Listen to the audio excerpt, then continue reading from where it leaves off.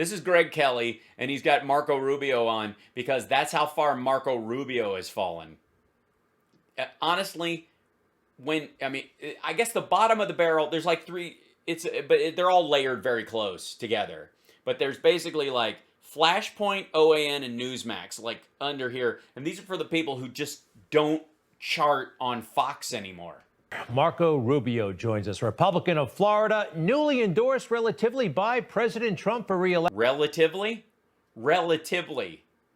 You mean because he decided to not have his relative, namely his daughter, run against him?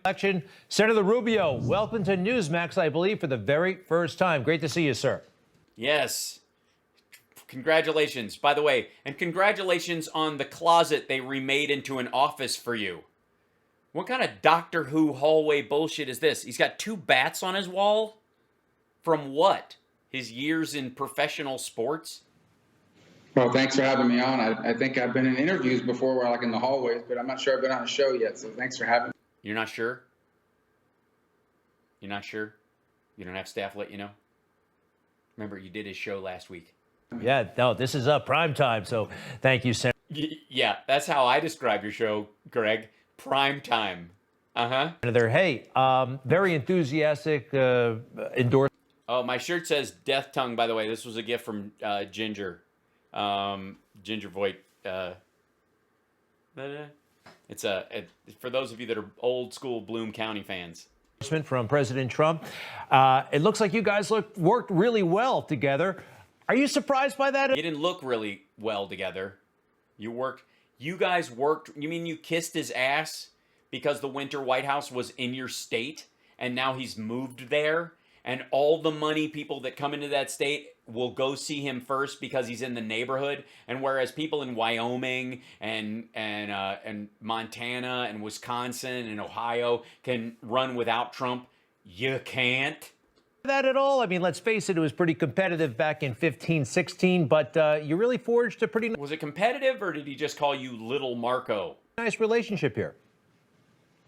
Yeah, they're like this, and this is Trump. Yeah, look, 2016 I ran for president. It's a competitive. Dude, I know I have a stray hair now and again, but this one. Nobody's helping you? Maybe reach for a jug of water, come back with it fixed? Environment. But since the moment I entered that race and throughout the Trump presidency were very productive years for me. We worked very well together with the Trump White House. Yeah, that's a great picture. Who the hell are you? With the president. He outlined a lot of the things that we worked on. You're talking about Latin America, you're talking about China, you're talking about PPP. Talking about a shot of his bald spot, which is a rarity. That's amazing. One of the first bills the president signed that he talked about often was the veterans, the VA reform bill that we passed. Sorry, the VA reform bill that you passed. What was that called? He signed into law. So was it the Choice Act, the VA Choice Act? Because it fucking wasn't. Did a lot of positive things together. A very productive time and a very good working relationship, and continue. Plus, and this is if I don't say this, I'll never get elected to a Republican seat ever again. Something people don't pick up on. This is an extra special endorsement because he's now a resident and a voter in Florida. So I don't just need an endorsement. I need his vote and the vote of all his family who are also moving to Florida. Okay. Yeah, because those 5 votes or 8 votes will really be meaningful. Okay, excellent, excellent. Look, I know this issue. It's cute. I get what he's saying. Yeah. Issue is very important to you, and a lot of folks are not aware of it. The burn pits that are used by the military overseas, and we have some video of these things in places like Iraq and Afghanistan. Senator Rubio supports veterans injured by burning pits. Afghanistan, the military gets rid of their waste by burning it. I don't think they meant any harm, but potentially a lot of harm was done. You've heard from people. Jon Stewart is actually active in this. So it's obviously a partisan thing that without Marco Rubio, who would be there to champion the fight against burning pits and the air that it makes soldiers breathe? Veterans, members of the active duty, who say that they have been sickened, have very serious diseases, including cancer, as a result of this. But what's the status? Because I believe it has not been scientifically proven at this point. So what can... So can you do me a favor? Can you pretend to give a shit while giving us an out to say it's really just a lie put forward by Jon Stewart? Be done. Well, there's a couple points. Number one is, if you think about these people, we send them overseas, put them in danger, and they're in these areas where the way they got rid of garbage and so forth is they burned it, and they burned it using jet fuel. Then you have a lot of these young veterans returning home and have these very rare cancers that develop among a significant number of them, and their families are wiped out by it. And so, frankly, it's impossible. To be frank, it's impossible to be able to prove a direct linkage between those burn pits and that cancer. But I'd like to say that so that it stops it in its tracks, and so that if there is a lawsuit or whatever, I can be on record saying it's impossible to prove a linkage, while at the same time pretending to give a shit. But by the time you prove it, if you could, it's probably too late. These folks have gone bankrupt. Many have passed away, and their families are left destitute. So here's the way I view it. Here's the way I view it. Now that Biden's in office, we might actually get some funding for this kind of thing because Trump wouldn't have let it happen at all. There has to, and this is what the bill says. The bill says there's a presumption that if you served overseas in uniform near one of these burn pits for a substantial period of time and you develop one of these rare cancers that you don't typically see in the population, there is a presumption that it was caused by that. And the way I view it is twofold.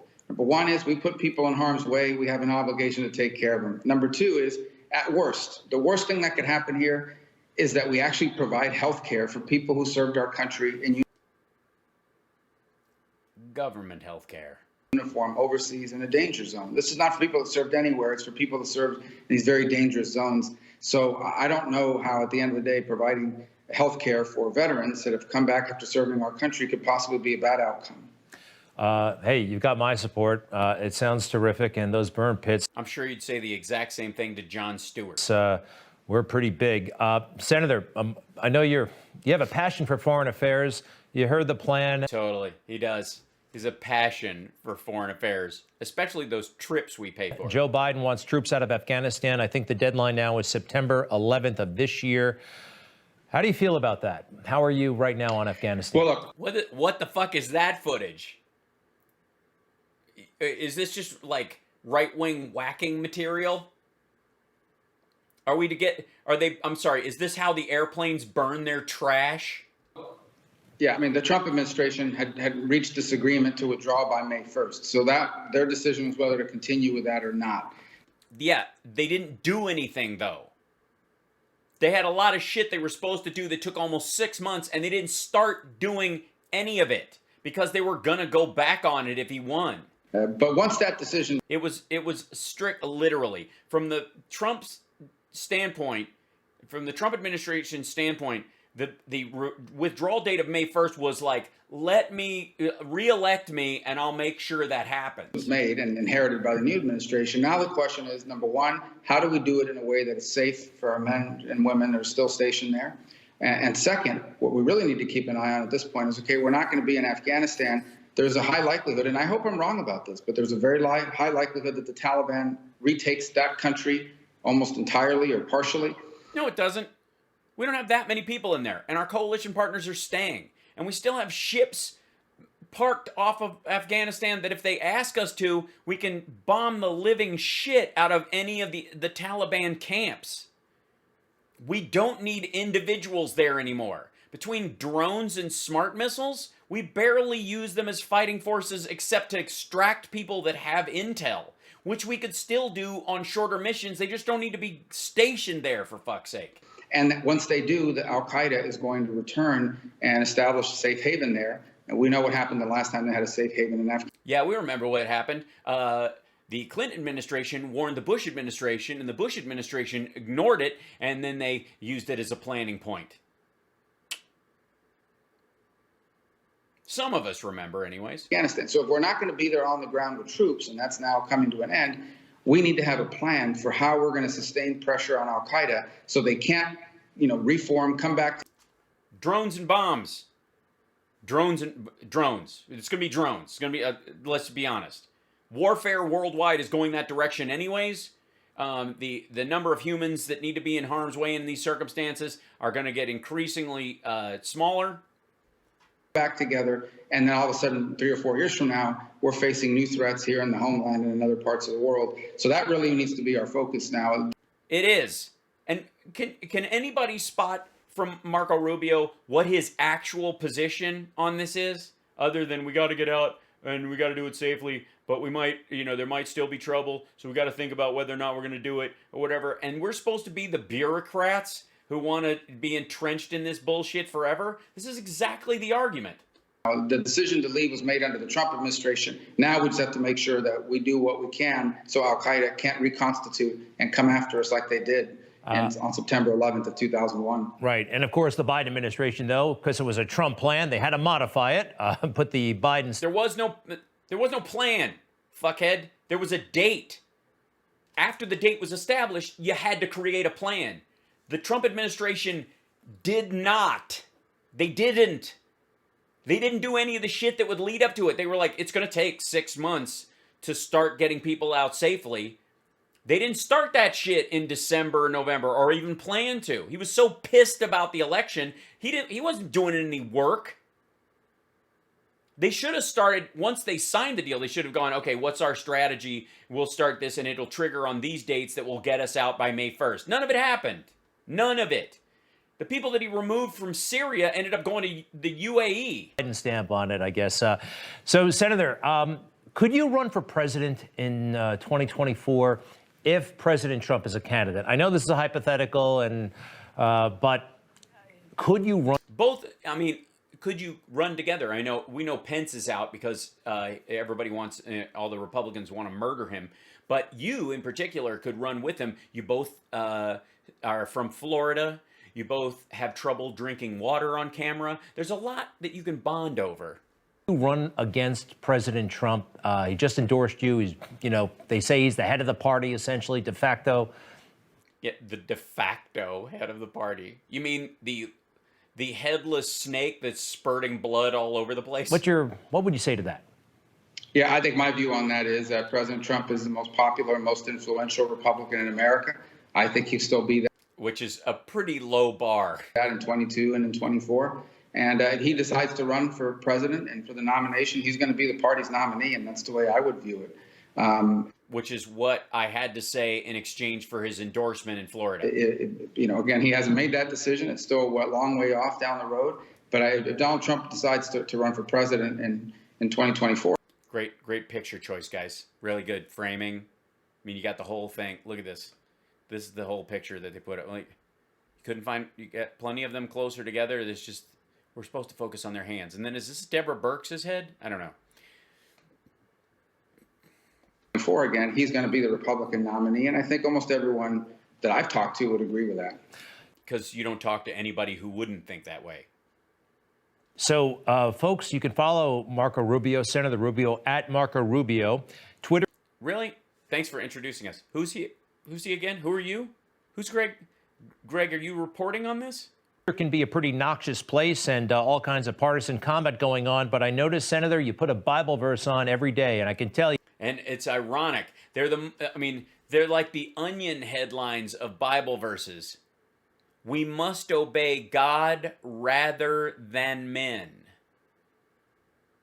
Obviously, he's talking about in terms of financial crimes. This is the most recent one. Acts, really? Acts. Nothing from either Corinthian. Tell you, you never know who you're going to touch with those messages in the middle of the Twitter chaos. So yeah, that's the important thing. It's just a rando Bible verse that you're using for political manipulation. That'll be the moment that it touches someone. I thought I hated Marco Rubio, and yet that one Bible verse which he's using to shit on trans athletes really touched me in a way that maybe brings me around. Thank you for that, and I recommend everybody follow you. Yeah, well, I'm sure they will. Thank you. I appreciate that. It's right out of the Catholic daily mass for the most part. So so you don't even pick them. It's right out of the Catholic daily mass okay. So basically, it's like an autofill. How deeply religious of you. I have neither silver nor gold, but what I do have, I give you. In the name of Jesus Christ the Nazarene, rise and walk. So faith healing, a faith healing verse. Again, Acts also. I don't pick them most of the time. Someone else has done that through the liturgy, but That's how I start my day, and I like to share it with people. Some people get offended by it. They don't have to follow me. They don't have to read it. No, nobody gets offended by a Bible verse necessarily. What they get offended by is you hiding behind one. Because literally on the day there would be a vote to keep the ACA in place and allow for, someone to be, to get the health care they need without going bankrupt, you would post something like that. Like a faith healing verse from Acts. Like, rise and walk, you cripple. Read it. Yeah, it's amazing. You put out a message of peace, and what some people take that to mean. It's pretty wild, but it's just wild, isn't it? Yeah. I know there's tremendous value, the ultimate value in it. The ultimate value in the hypocritical use of a Bible verse to cover your ass politically when you're doing the exact fucking opposite. You know what the effective definition of what Marco Rubio's job is? More than anything, as a member of Congress, as a senator, he's a lawmaker. That's what they do. I mean, there's a lot of budgetary stuff in there as well, but they do it by making laws. So this asshole who works for a living as a lawmaker posts this. This asshole who voted repeatedly to gut the ACA and go back to a time when the biggest reason for bankruptcies in our country was health care bills, was health related. Nobody has a fucking problem with Bible verses being posted. I myself have posted Bible verses, mostly in relation to the hypocrisy that these assholes wag around. But almost without fail, this dickhead manages to post a Bible verse that he says he's not responsible for. It's almost like the Catholic Church is telling him to knock it off. You should follow God's laws, not men. Therefore, Marco Rubio, please step down. The Holy Father wishes you to stop being a lawmaker. The ACA's, he's going to vote against it one day. And then all of a sudden the papacy get like, I have neither silver nor gold, but what I do have I give to you in the name of Jesus. Jesus of Nazareth, rise and walk. Jesus. But that's how I start my day, and I like to share it with people. Some people get offended by it. They don't have to follow me. They don't have to read it. Yeah, it's amazing. You put out a message of peace, and what some people take that to mean. It's pretty. Yeah, it's funny. It's almost like Dylan Roof putting out, quotes from an MLK speech. Well, but I know there's tremendous value, the ultimate value in it. Senator Rubio, continued success, and come back soon, please. Thank you very much. God bless. Thank you. All the best. Take care. Yeah, so good. I felt bonded with them. I really, really did.